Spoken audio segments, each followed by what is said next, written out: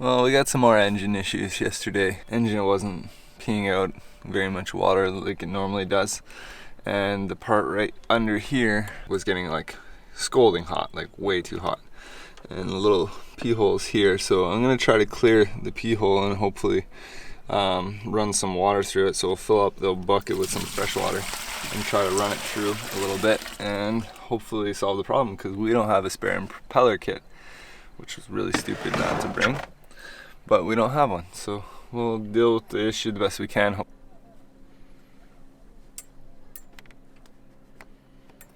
Little cap that comes off here and exposes the linkage that I need to disconnect before taking off the two bolts and removing the bottom to get at the water pump, which is right here.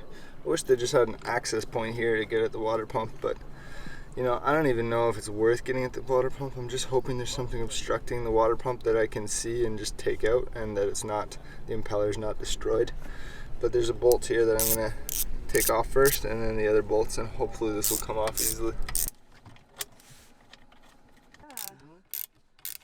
This thing is already loose, so I'm not even gonna have to work to get it off. It's nice when things seem to work out. Now let's just hope everything else works out. Alright. It is loose now. Should be able to pull it right off. The stuff that's still connected in the holder? Yeah, let's see. Maybe it's not fully off.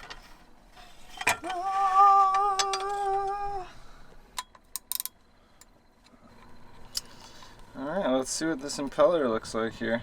Get these last couple bolts out. I think this just pops straight off. There's a little tab on their sides here. I think this is where I'm meant to pull. I can't spin it because there's two shafts. So, and there is a seal here, so I really don't want to damage it because I don't have a new one. Starting to get her. Oh, there's a part in there. This thing goes on that groove. This little tiny little shaft. So it looks like that little shaft goes in the side here and then goes on the main drive shaft. But I'm not seeing any major blockages, which I'm kind of bummed out about, because that's what I was hoping I was going to be able to clear. So it means the blockage is somewhere else. And he's going to catch it. How many people does it take to fix an engine? Is it only pumped one way down? It comes out of, yeah. So it's coming out of where it comes out of where it should be. Cool, cool. And where is that? Out of curiosity. It looks that way. See that big hole in the top above the shaft? Alright, I'm going to pump a little. Morning yoga. Oh yeah, I okay, know, cool. right? So that looks right? Yeah, yeah. I think, I don't know, I've never looked I mean, up all these engines are a little bit different, I but think we got it all figured out. Well, you just saw us pump some water through there. Now we're gonna hopefully get it back together all in one piece and not backwards or something like that. And hopefully it's gonna run better. Something. The easiest fix I've ever had to do on Why it. did you say that out loud? if know, this right? works, come on, Corey, we all know better than that. Thank you guys for your hands. Mm-hmm. That's 90% of it, you know? You're always like, if I just had one more handle. Get up in there. I can't really see, so I'll just... The spline, you can turn it back and forth to get into. It's the water tube, Right. that's the important part. Yeah. So we've got one Andy holding the outboard, the other Andy trying to use small fingers in the hole, and Corey trying to line up the thing. And there's 9 people watching this going, you're doing it wrong. Hey, Fingers moment of crossed. truth. Hopefully it's still in neutral. Okay, I guess nothing.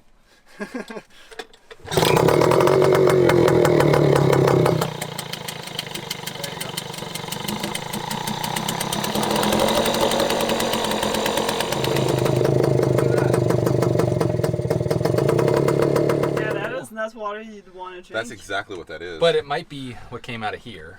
We're taking off the bottom part of the engine. I'm kind of new to this, so separating the lower unit from the upper. there we go. That's what we're doing. Thanks, Andy. 6 bolts under here. And luckily, none of them are seized on so far. Thanks to Andy, we were able to get this guy off. Now we're just gonna see what it looks like in here.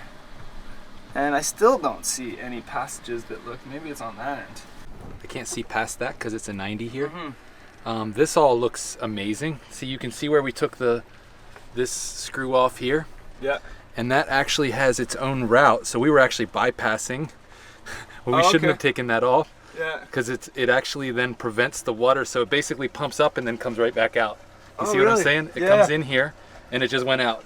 So that's why when I plugged it, it would come out the I got you. This is just some a little bit of salt that was on the inside of some of these water passages, and it's pretty neat. You can actually see the piston here, and the exhaust seems like it comes out over here, and then the part we were touching was actually right where the exhaust comes out. So I think that I think it's relatively normal that it was getting hot. I mean, it's like you're touching a hot muffler when it's running.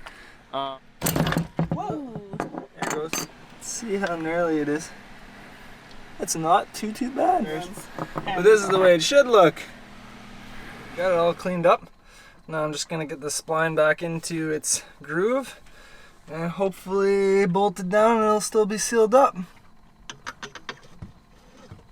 A little twisty, hopefully. We'll almost there. There we go. Aha! Last 2 screws. And it's gonna be all back together. Super exciting. I don't think we had an issue, but it was good to inspect and make sure that there was no issue. And we cleaned out all the passages and verified that the water pump was in working order.